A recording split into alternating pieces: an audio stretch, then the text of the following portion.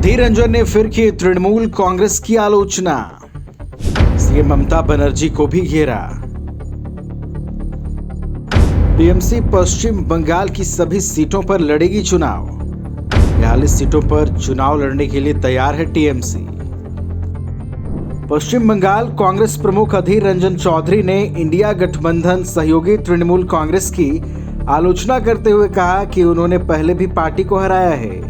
उनकी टिप्पणी उन रिपोर्टों के बाद आई है कि टीएमसी पश्चिम बंगाल की सभी 42 लोकसभा सीटों पर उम्मीदवार उतारने के लिए तैयार है।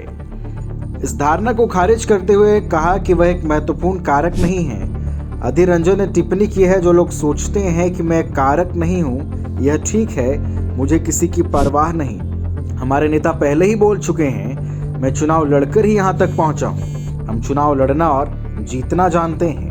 अधीर रंजन की प्रतिक्रिया पर बंगाल के टीएमसी महासचिव कुणाल घोष ने कहा कि हम सभी 42 सीटों पर चुनाव लड़ने को तैयार हैं।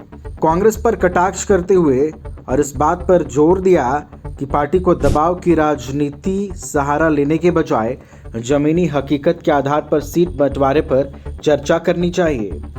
घोष ने कहा कि सीटों पर अंतिम फैसला टीएमसी सुप्रीमो और पश्चिम बंगाल की मुख्यमंत्री ममता बनर्जी करेंगी।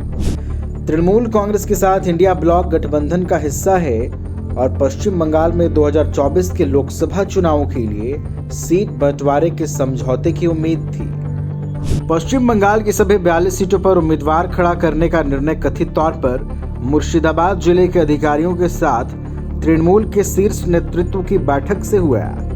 मुर्शिदाबाद जिले में 3 लोकसभा सीटें शामिल हैं, जंगीपुर, बेरहामपुर और मुर्शिदाबाद।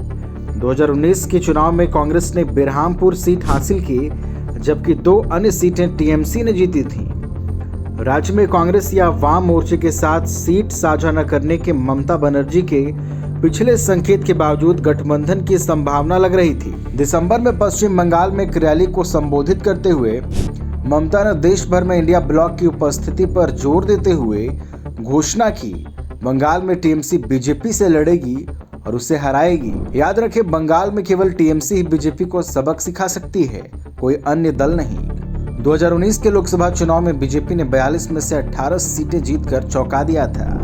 कांग्रेस को सिर्फ 2 सीटें मिली थी और ममता बनर्जी की पार्टी ने 22 सीटें जीती थी।